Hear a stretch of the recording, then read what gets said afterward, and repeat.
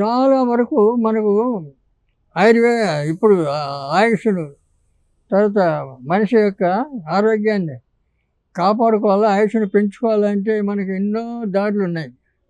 ఆ దారులలో ఆయుర్వేదంలో ఎన్నో రకాలు మనకి చెప్పినారు. ఆయుర్వేద వైద్యులు తర్వాత మహాపురుషులు చాలా గొప్ప గొప్ప విషయాలన్నీ చెప్పినారు. వీటిల్లో మనం ముందు ఆరోగ్యాన్ని కాపాడడానికి అలవాటు పడాలి.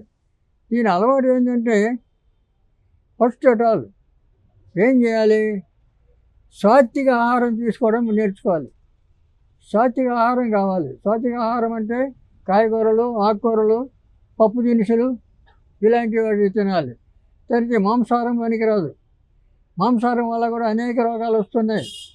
తర్వాత ఈ తాగుడు వల్ల ఇంకా దానివల్ల కూడా అనేక రోగాలు వస్తున్నాయి. ఈ మధుమాంసాలు అంటే తాగడం, ఈ మాంసాహారం ఈ రెండు మానేస్తే ఎంతో ఆరోగ్యంగా ఉంటాడు మనిషి. కాబట్టి అది అర్థం చేసుకోవడం లేదు. కాబట్టి ఈ ఆరోగ్యాన్ని కాపాడడానికి ఇవి వాడచ్చు. లేదా ఇంకా మరి బలంగా ఉండాలంటే దానికి కొన్ని చిట్కా వైద్యాలు కూడా కొన్ని ఉన్నాయి. మీరు నల్లేరు అని ఉంది. నల్లేరు అంటారు, మనం నల్లేరు మీద నడక అంటారు, మెత్తగా ఉంటుంది. కానీ దాని పేరు వజ్రవల్లి. సాంస్క్రిట్లో వజ్రవల్లి అంటారు. దాన్ని ఒక ఏడాది పాటు తింటే ఈ ఎముకలు వజ్రంలాగా తయారవుతుంది.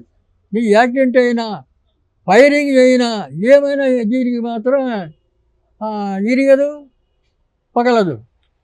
ఎముక అంత గట్టి పడుతుంది, అంత గట్టిగా ఉంటుంది. వజ్రం అంటే వజ్రంతో సమానం.